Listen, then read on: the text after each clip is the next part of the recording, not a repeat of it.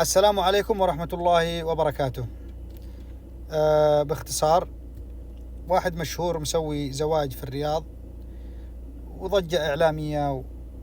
المهم الرجال مسكين محبوب عند العرب، قاموا تدفقوا عليه يمنيين وغير يمنيين.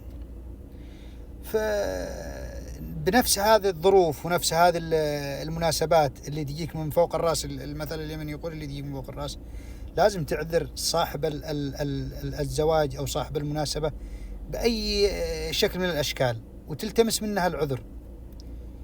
لأني شفت فيديوهات من بعض الشباب والأخوة اليمنيين الله يعطيهم الصحة، إحنا بدون أكل، إحنا بدون، ما أعطوناش أكل. يا أخي عيب. يعني أنت شايف نفسك لو عندك بس مناسبة بسيطة وترتبك وخليت 2 ضيوف بدون أكل ولا أنت عارف تقعد يعني الرجال لو عرف أنكم بدون أكل يخليكم بدون أكل. واحد يلتمس لأصحابها العذر. وبعدين أنت لما جيت المناسبة أنت ما جيتش تأكل، أنت جيت مناسبة الإنسان مشهور حبوب، حبها السوشيال ميديا وحبتها العرب وحبوها الناس جميعا.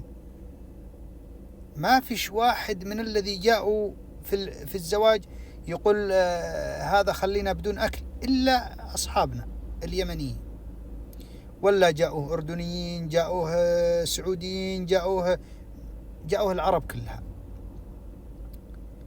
ومثل ما تفضلنا، اللهم ارزقنا محبة الله ومحبة الناس. فلازم الواحد يلتمس لأخوه العذر. واحد يقول لي أنا جيت من اليمن وقطعت جواز لجلك تيجي تأكل؟ بالله عليك يا أخي تعالوا عندي وأنا أفعل لكم سفرة طويلة عريضة. الذي ما أتغديش عند عبد الخالق سألته بالله العظيم إنه يجي لا عندي، لا أنا لا حطت بني تميم وأنا أفعل له سفرة طويلة عريضة. والله العظيم ما يجزع إلا مغدى. وسلامتكم.